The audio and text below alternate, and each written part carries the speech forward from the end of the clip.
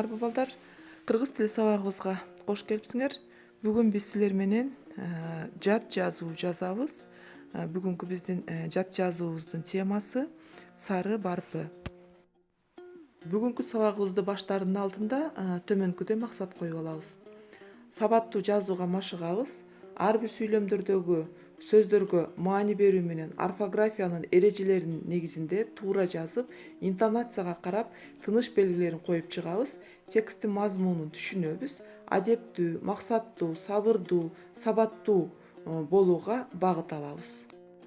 Анда балдар, текстке жакшылап көңүл коюп, угуп, андан кийин жазууга аракет жасайсыңар.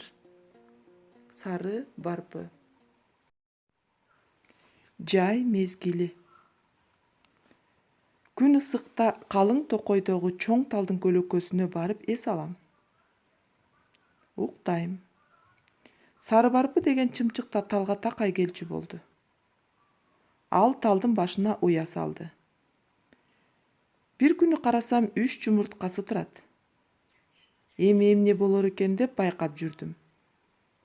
Сары барпы мени таанып алганбы? Мага көнүп калды. Башка бирөөлөр келсе, ал уясынан башын кылтыйтып калат. Алар кетери менен бутактарга учуп конуп, канаттарын таранып, сайрай баштайт. Мен да комузумду чертем. Ошентип, экөөбүз бири-бирибизге өтө ынак болуп кеттик. Урматтуу балдар, эми жогорудагы текстти улам токтотуп угуу менен акырын шашпай жазасыңар.